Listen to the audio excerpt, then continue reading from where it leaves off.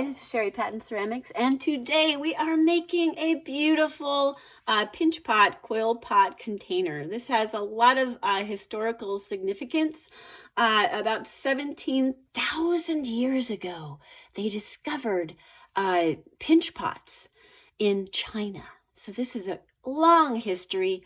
Also, coil pots are historically prehistoric, date from prehistoric times. So it's pretty amazing. I made this in one sitting. Hopefully, if you're experienced, it'll take you about that. If not, it'll take you a little bit more. I'm starting with my students with over 4 pounds of clay right here. We're only going to use about 1.25 pounds for this project, however. So if you're one of my students, you're going to have to take this block of clay and separate it into thirds. So what you're going to do is you can use a ruler or not. You can also just look at it and kind of figure out, make a little line here, a little line there, see if you're right. Maybe I'll move it over a little bit, because it doesn't have to be exact. But we're going to be using just this part right here, about 1.25 pounds for this project. Now I'm going to break these up into little kind of squares, a little bit more rectangular than that. I think this part's a little bit bigger, but I'm not really concerned about that so much. I think I'll raise this just a wee bit. That looks about equal. You want the pieces about equal because then they're going to fit together when we do step 1 today, which is making this egg form, which will later turn into the bottom part of our vase. So now I'm just going to cut through. Now I notice with my students, they want to open up the paper clip. Yes, it does work better with a needle tool, but this is a very inexpensive thing that you can do. And if you leave this closed, then you can actually grab it by that part. And that's very, very helpful. So I'm going to just turn it around and do this again. Reach my other line and cut. All right. And pull up my piece. There we go. So now I'm going to immediately close this clay. This can be done with air dry clay or with regular clay. The only difference being that when you're smoothing the air dry clay, you need to add water. With regular clay that you fire, you don't need to add water.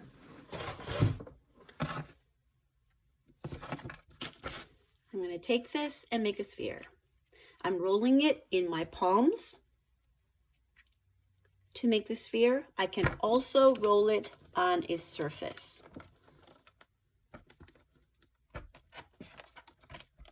It doesn't need to be a perfect sphere, but it cannot have cracks like this, because if I continue to work without smoothing those cracks, then they can become bigger cracks later on. When you smooth a crack, don't go with the line of the crack, you go opposite of it, because you're going to drag the clay from here over to cover the crack. All right, good enough. These pinch pots from prehistoric times were also called thumb pots. You lay it in the palm of your hand, the clay. You're going to use your thumb and you're going to push down all the way just about to the bottom. I can feel my thumb pushing that area right there. And now you're going to lift out. I'm going to show you what I'm going to do. I'm going to pinch right here like this. I'm going to turn the pot and pinch inside. So I'm pinching, I'm lifting up, turning a slight bit and pinching again. Slight bit, pinch, slight bit, pinch. And now I'm going very, very fast. But I'm only moving my fingers just a wee bit each time. And the reason that I'm doing that is because if I move them a lot, it's going to make big burrows in here from the spaces between my fingers. They're going to make bumps. So that's why I'm trying to go like this, very, very close together.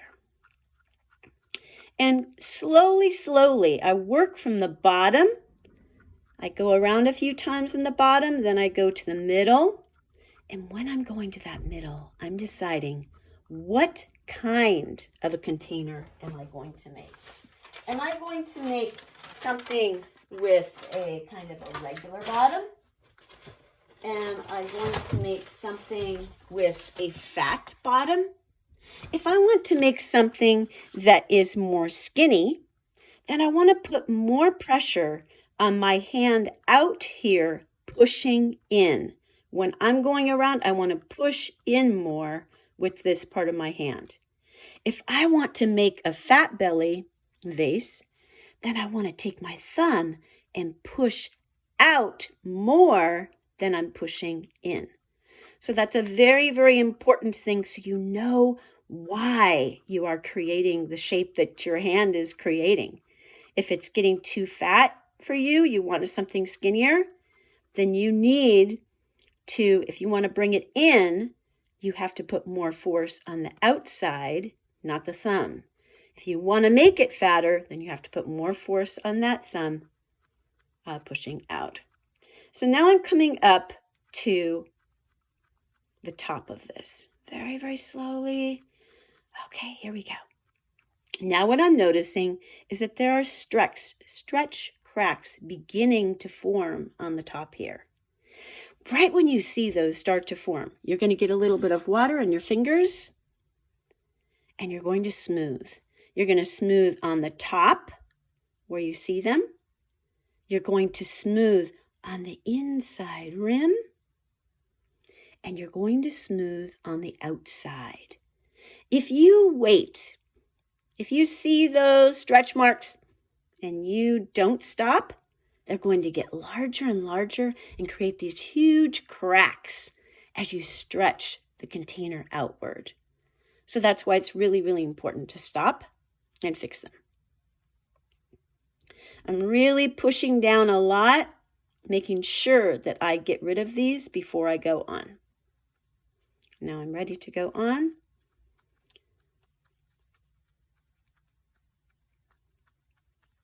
All right. I'm not too concerned if the top of this is not completely round or if it's not completely even. I can always fix that. Later, I can fix it by adding a coil, that kind of thing. Now, next step. For those of you who have air dry clay, the next step is very important. You're going to use a card. You could use any kind of gift card. You could also, of course, use a scraper if you have those kinds of tools at home. You're going to wet the area that you're going to smooth. So for my people who are using regular clay, you would want to smooth, well, you could start smoothing now, or you can smooth later in the process. Now, when I'm smoothing, you notice I'm not going back and forth, because if I go back and forth, it's going to create divots in the clay. Think of Karate Kid when the guy says you need to, wash the window, right? You wash and you go in a circle, right? So think about that when you are doing this project.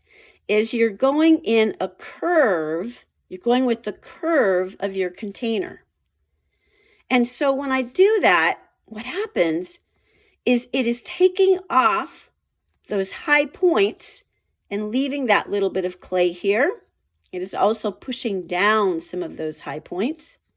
Now, if you have a low point, I'm going to create one on purpose here. If you have a dent like this, the best way to get rid of that is to take your finger from the inside and push out, and then keep your finger there, and then you're going to go in different directions.